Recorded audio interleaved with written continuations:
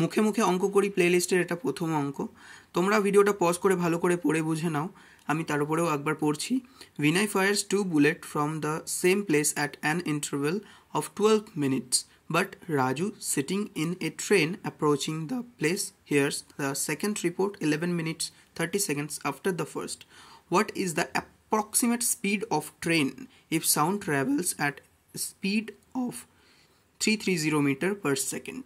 তো এখানে আমাদেরকে বের করতে হবে ট্রেনের স্পিড বের করতে গেলে আমাদের দুটো জিনিস লাগবে, একটা কতটুকু দূরত্ব যাচ্ছে আর সেই দূরত্বটুকু কতটুকু টাইমে যাচ্ছে, এই দুটো বের করতে পারলেই কেল্লা ফতে। তাহলে আমরা ধরে নিই যে প্রথম গুলির আওয়াজ যখন হলো তখন ট্রেন চলতে শুরু করলো এবং দ্বিতীয় গুলির আওয়াজ যখন হলো তখন ট্রেন থেমে গেল। তাহলে পরে ব্যাপারটা একটু সহজ হবে। ধরো আমি ট্রেন চালাচ্ছি, তুমি গুলি চালাচ্ছ, এবার তুমি যখন গুলিটা চালালে তখন আমি ট্রেনটা ছাড়লাম এবং তোমার হিসাবে তুমি 12 মিনিট পরে গুলি চালালে, কিন্তু আমি আমার হিসাবে সেটা শুনতে পেলাম 11:30 মিনিট পরে। অর্থাৎ আমি ধরে নাও 12টার সময় আমি ট্রেন ছাড়লাম, তুমি গুলি চালালে, আমি 12টার সময় শুনতে পেলাম। এবার 12টার সময় যেই ট্রেনটা আমি ছাড়লাম, ঠিক ঘড়ি ধরে দেখি 12টা বেজে 11 মিনিট 30 সেকেন্ডে আর একটা গুলির আওয়াজ। যখন আমি ট্রেনটাকে থামিয়ে দিলাম, তাহলে আমার ট্রেনটা আমি চালালাম কতটুকু?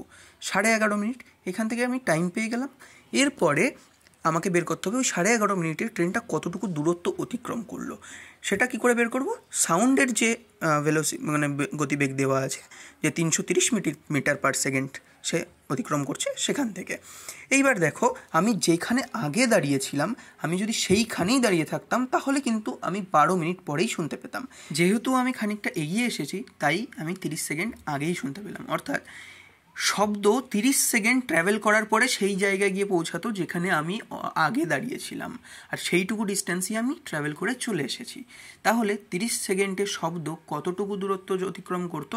330 গুণ 30, কারণ এখানে দেওয়া আছে 330 মিটার প্রতি সেকেন্ডে যায়। তাহলে 30 সেকেন্ডে কতটুকু যাবে? গুণ করলেই বেরিয়ে যাবে। গুণ করলে সেটা দাঁড়ায় 9900 মিটার। এবার তাহলে দেখো, আমার ট্রেন 9900 মিটার দূরত্ব অতিক্রম করেছে এবং করতে সময় কতটুকু নিয়েছে? 11:30 মিনিট।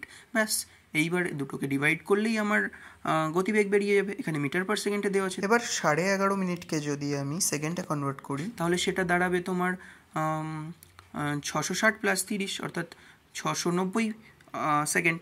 তাহলে 990কে 990 নয়, 9900কে যদি তুমি 690 দিয়ে ডিভাইড করো, তাহলে 00 কেটে দিলে পারে, 3 দিয়ে কাটলে এখানে নিচে 23, উপরে 330 পড়ে থাকবে।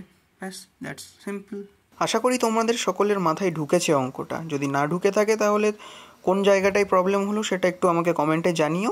আর আমাদের আজকের এই অঙ্কটা আমাকে পাঠিয়েছিল আমার এক ছোটো বোন। তোমাদেরও যদি কোনো অঙ্ক এরকমভাবে বুঝতে অসুবিধা হয়, তোমরা আমাকে কমেন্টে জানাও। আমি চেষ্টা করব যত সহজভাবে সম্ভব সেটাকে তোমাদেরকে বোঝানোর। ধন্যবাদ।